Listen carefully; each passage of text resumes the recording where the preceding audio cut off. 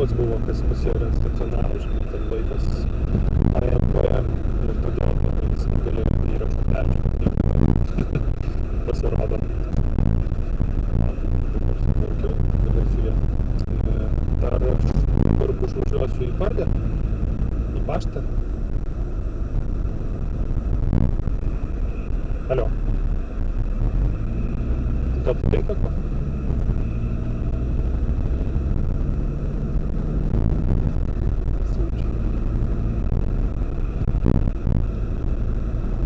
Tada.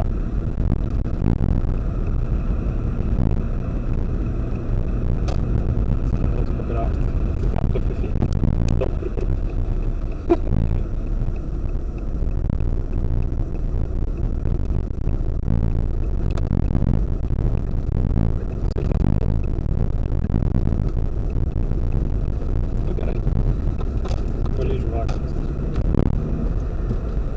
Šalaus atsidarysiu tą produktą. Urba dar. Stora odega bus. Ar darai dar šitų pratimų?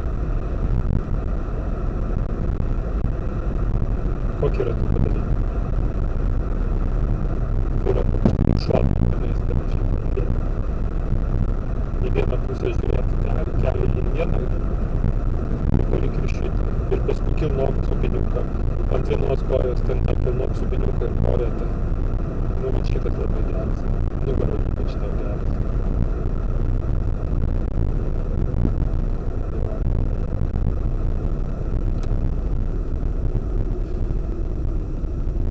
Paėmiau kitą tą įrašymo įrenginį, žinai, ir jis žymiai geriau rodo. Taip pasirodo, aš jį sutrankiau kažkur įtariu.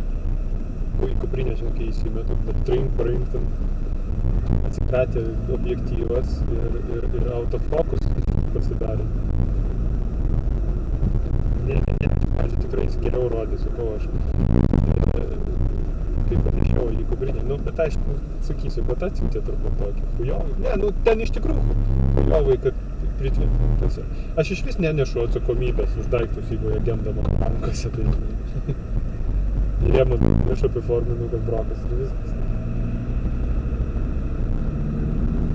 Ne, tai aišku.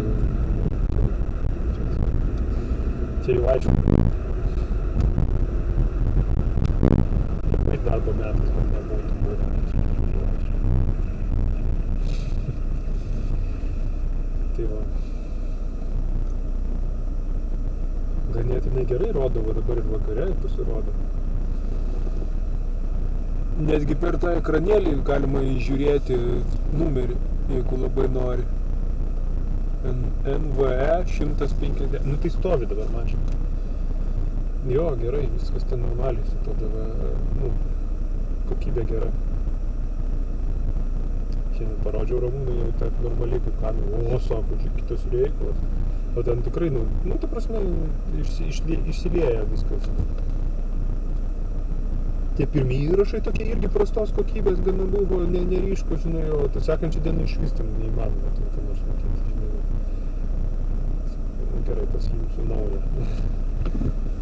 Pavažinėjo, bet čia per pietus, tai akurat. O tai gal jeigu lepinsiu, bet šiandien tai reikia tada lepenų man pačiam nusipirkti kažko. Alaus neturiu, pavyzdžiui, čekiškų.